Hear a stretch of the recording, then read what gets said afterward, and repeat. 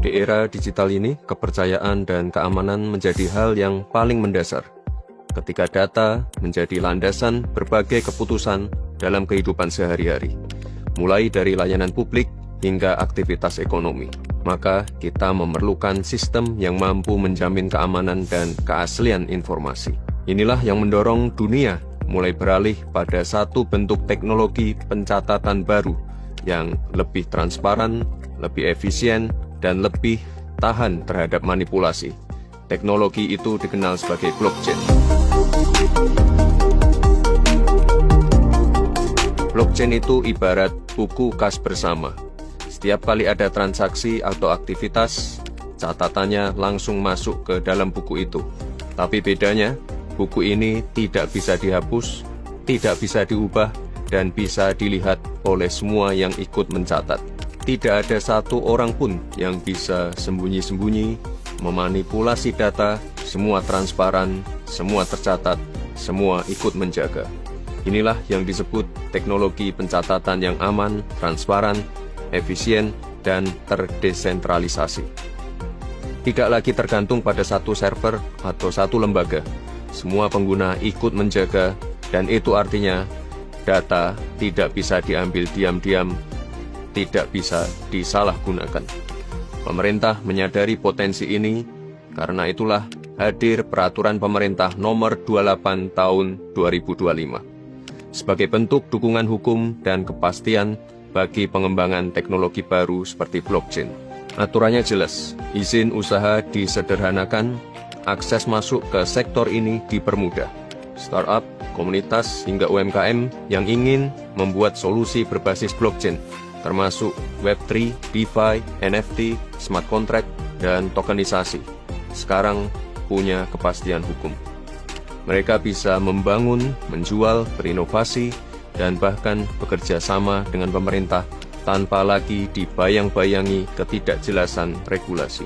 Bayangkan jika UMKM di desa-desa bisa menciptakan platform keuangan mikro dengan pencatatan transaksi yang tidak bisa diubah dan bisa dilacak. Atau petani yang bisa mencatat distribusi pupuk dan panen secara real time. Atau bahkan keluarga penerima bantuan sosial yang bisa langsung mengecek haknya secara digital tanpa khawatir tercecer atau salah sasaran.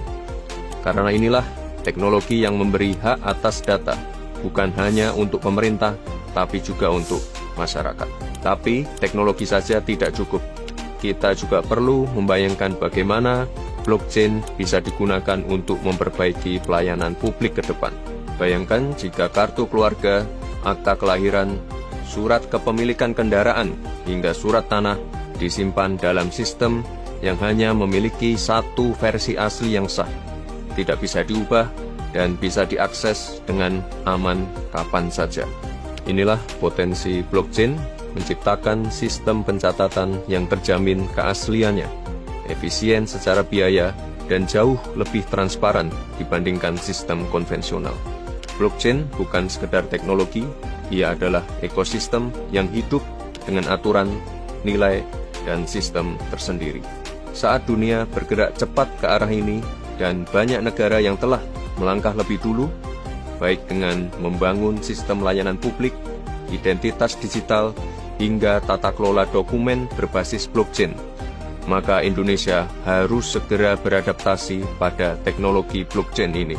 Melalui PP Nomor 28 Tahun 2025, pemerintah mulai menyiapkan arah kebijakan atau roadmap yang lebih jelas sebagai bagian dari visi besar hilirisasi digital.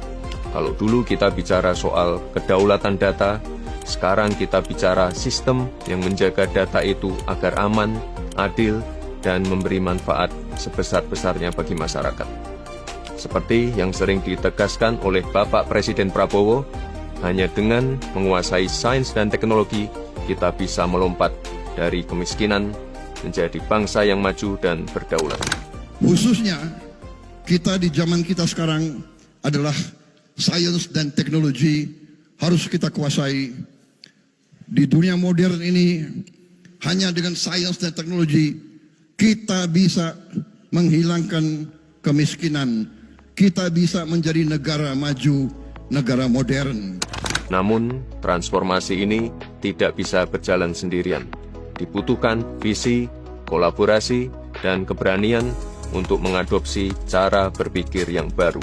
Pemerintah perlahan membuka jalan, memberi ruang bagi inovasi, dan menyiapkan kerangka strategi agar ekosistem ini tumbuh sehat dan inklusif. Sekarang saatnya semua pihak bergerak bersama, mulai dari pengembang teknologi, komunitas digital, hingga pelaku usaha, serta pemangku kebijakan. Karena semakin awal kita menanam pondasi, semakin kokoh posisi kita dalam menghadapi masa depan. Blockchain adalah peluang strategis dan Indonesia memilih untuk tidak ketinggalan.